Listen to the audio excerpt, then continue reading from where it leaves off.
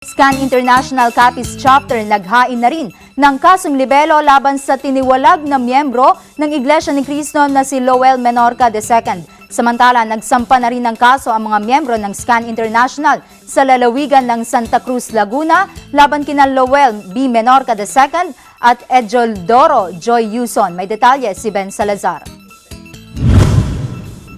Nagtungo sa bulwagan ng katarungan ang SCAN International Capiz Chapter upang sampahan ng kasong libelo si Lowell Menorca.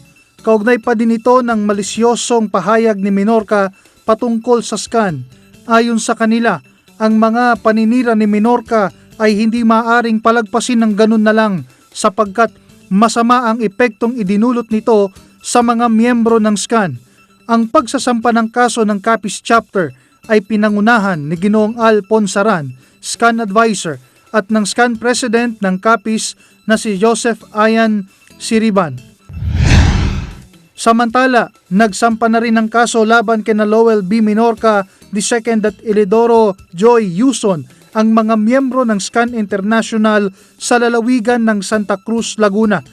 Nagsampa ng kasong libelo at unjust vexation sina Ginoong Arnel M. Nacua at Edwin A.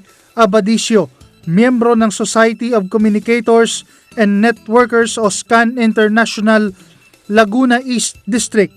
Nagtungo ang mga miyembro ng SCAN International sa Provincial Prosecutor Office ng Santa Cruz, Laguna at sinumpaan nila ang kanilang salaysay sa harap ni Honorable Judge Arturo R. Trinidad Jr., 4th Assistant Provincial Prosecutor ng Laguna.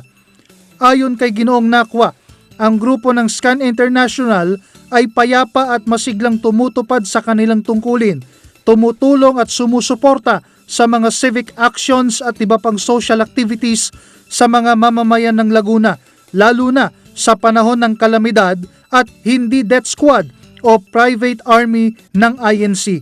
Subalit, dahil sa ginawa ni Menorca at Yuson ay nakararanas sila ng mga panlilibak mula sa mga tao kung saan ito ay nakapagpapababa ng kanilang reputasyon at dungi sa pangalan ng kanilang grupo.